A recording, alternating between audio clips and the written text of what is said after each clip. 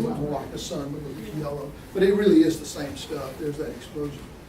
Okay, so what you're going to see is we're going to pull back from the sun. Now see these particles? That's the solar wind. That's the particles that are always going out from the sun. Yellow is high density, red is a little bit lower density, but then the explosion occurs. Here it comes. The explosion is like a big expanding mass of particles and gas going very fast. This is Venus. Turns out that one of the reasons that Venus has such a thick and soupy atmosphere is that those particles hit the atmosphere of Venus and drive out all the lighter particles, like hydrogen and helium, and leave only the dense particles. But here's the Earth. Now look at, can you see what's happening? Can you see that the particles are actually being deflected away from the Earth? That's because the Earth has a force field that helps protect it from all those particles coming. And that force field is the Earth's magnetic field. So this is what the Earth's magnetic field looks like. And it helps, it's not a perfect shield, but it helps protect us from that. And that's why we do a lot of studying of how those fields work. Yeah. Before you do it, let me say something else real quick. So what does get through is the sun's radiation, the heat. And that heats the atmosphere and it heats the ocean. And a lot of the movement, and here you're seeing the movement of the winds in the atmosphere, a lot of the movement in the atmosphere is due to the fact that it's trying to move heat around the atmosphere to make it not high one place and low another. And then that wind blows over the surface of the ocean and it moves the ocean too. And so that's what you're seeing here. This is the same as that other visualization of ocean currents, except it's slightly different in that the colors here represent depth. So white is on the surface of the ocean and blue, light blue and then dark blue are down deeper.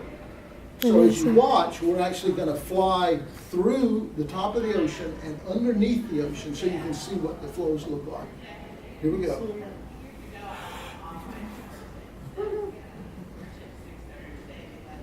Need sound effects. Okay, so now there's a region of the ocean near the top where the water flows very fast, but then down deep, it doesn't flow very fast. It's very slow. And the only place it flows is sort of along cliff fronts and things like that. And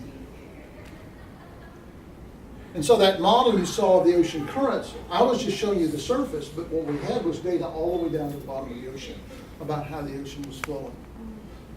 Okay, so this is going to restart, and while it does, I'll answer some questions. Yeah? When that explosion, if it hits the front of the Earth and you're on the other side of the Earth, will it affect you, or like on the other side of the Earth, or will it only affect the people that it's hitting? It's a little more complicated than that. What actually happens is, here, I'm going to volunteer. You stand here. You stand behind me. My sister. You stand over here. No, side by side. All right. Now, if the sun is over here, then that explosion is coming this way. So you're the Earth, right? So you're out front of the Earth and you might get hit. But then the magnetic field keeps it from hitting you. So what does it do? It goes around, bang. So it actually, the effect collects back here behind the Earth. And sometimes what happens is it's like a rubber band. It collects, stretches that rubber band out, and then, boom, the rubber band snaps back, and the particles come flowing in along the magnetic field, and they actually go up and hit the pole here, and go down and hit the pole here. And if it's strong enough, then they start to get further down. So it's not a question of front or back so much. It's because it's not so simple. So is it? It can be, yes. It can be. Back when, well, I don't want to go too deep into it, but back when people were really worried about the ozone hole, they were worried about people being in Antarctica because with the ozone hole getting thinner, they were getting more radiation in, so they had to wear more sunscreen or more protection, that kind of thing. This is a little bit different, and we don't know exactly what's going to happen. Yeah? What are those like black and white ones? These? Yeah.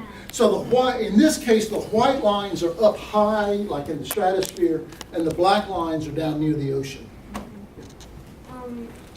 Do you know when like the explosion is coming? Does it happen like every once like some years? They happen all the time.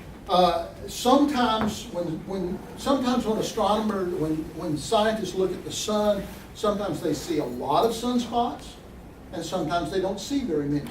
And it actually changes over a period of about 10 years. That's right, 10 years. The solar cycle is about 10 years, so it gets higher for a while, then it gets lower for a while. They call it active sun and quiet sun. So there are times when it's more active, but whether a big explosion is going to occur and whether it's going to blow directly at us or not, we don't know. It's like telling when a hurricane's going to hit. You don't know until you start to see one form, and then you can start to predict it. So we've got a lot of work to do, a lot of studies to do. So guys, let me just interject a little bit of something right here, because here at Goddard Space Flight Center a few years ago, we were building 4 identical satellites that we sent out, and they're orbiting around the Earth, and they're studying the magnetosphere of the Earth, that what he was just talking about, that wind. So what happens when the sun blasts energy toward us?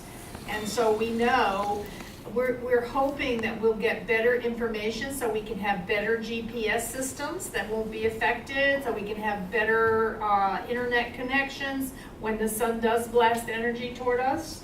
Okay, so just kind of think about it like that. So